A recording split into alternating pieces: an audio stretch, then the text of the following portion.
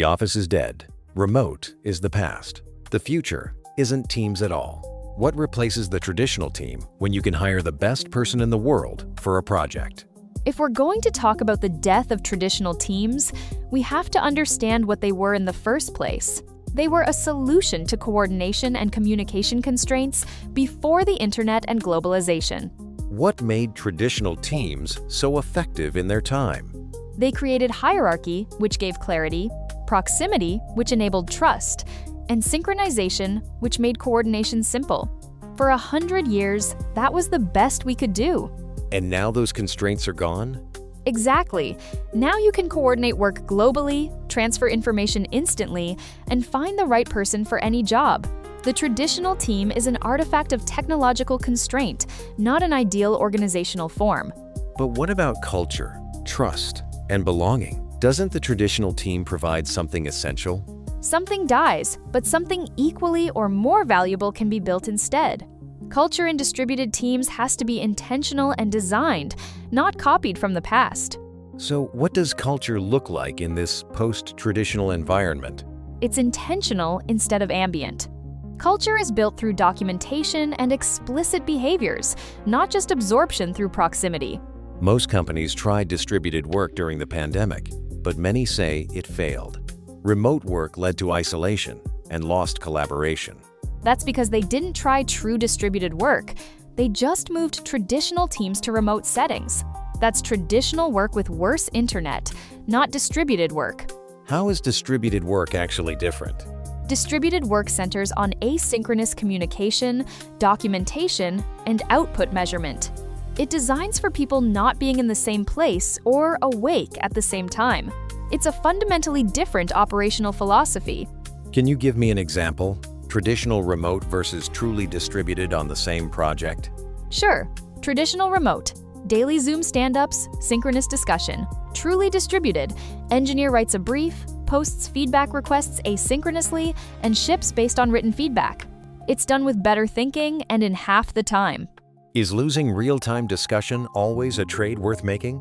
Almost always. Social aspects should be intentional, not built into the work structure.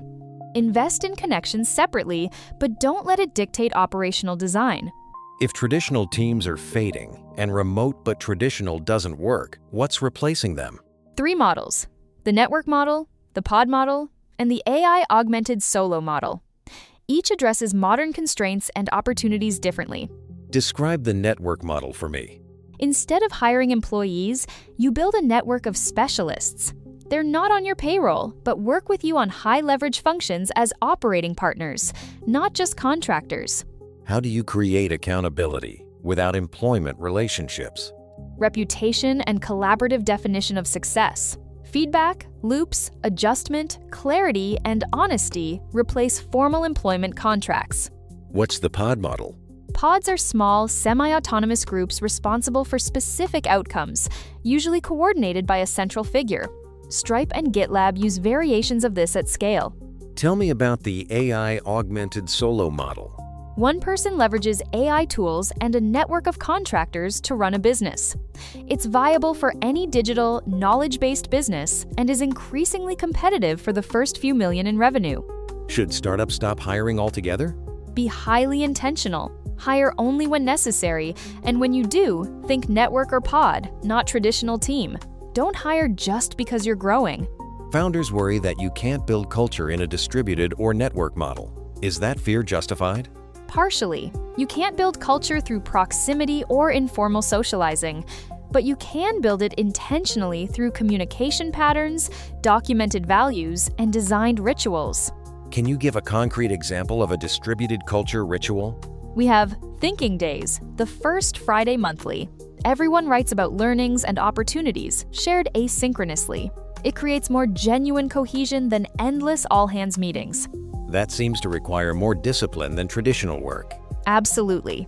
The network model suits people who are self-directed, intellectually curious, and comfortable with ambiguity. Not everyone fits, but the subset is growing. How can founders transition from traditional teams to these new models? Start by identifying which people are irreplaceable and which are there out of inertia. As people leave, replace them with specialists or restructure. Be honest with current team members about the changes ahead. How long does this kind of transition take? Typically 12 to 36 months, depending on your pace and team size. It's gradual, not overnight.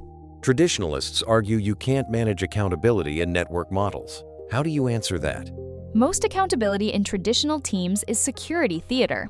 In network or distributed models, accountability is visible either you deliver results or you don't.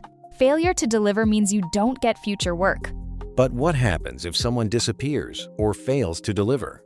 You simply don't work with them again. The network enforces accountability through reputation, referrals, and track record. You start with small projects and scale up when trust is earned. Are distributed or network models actually cheaper? Sometimes. Office and benefits costs drop, but you pay more per specialist. The real benefit is capability and speed, not just saving money. How do you convince founders obsessed with cost? Ask if they'd rather have good generalists or exceptional specialists for similar cost. Most ultimately want the higher capability specialists offer, even if it feels riskier.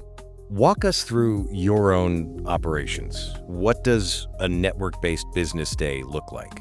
I advise 6 startups as a fractional CTO, no employees. 2 consistent contractors handle intake, and scheduling everyone is async-first. Client work is mostly async, with 1 synchronous call per engagement. Do you have any synchronous rituals?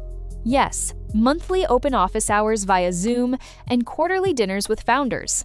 It's high-quality connection, not constant presence. I prefer a real hour of engagement over 10 hours in an office. Rapid fire. What's the most common mistake founders make going distributed? Trying to maintain traditional communication patterns. Pick async or synchronous and commit. Will traditional teams ever come back as the default? Not as the default. They'll persist for specific use cases, but network or pod models will dominate. One tool that changed how you operate? Loom. Async video explanations have been a productivity superpower. Biggest lie about distributed work? That it's easier. It's actually harder, but the payoff is better. What would make you go back to traditional team employment? Nothing. After this much autonomy and capability, going back would feel like a downgrade. What should founders be thinking about now as teams evolve? Let go of the idea that you must replicate the past. The founder who thrives will organize talent for outcomes, not tradition. Invest deliberately in culture and let people work in ways that suit them for better results and alignment. Thank you for painting a picture of what's possible beyond traditional teams. Thank you for asking the right questions.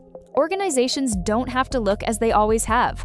The tools and permission to change are here, you just have to take it.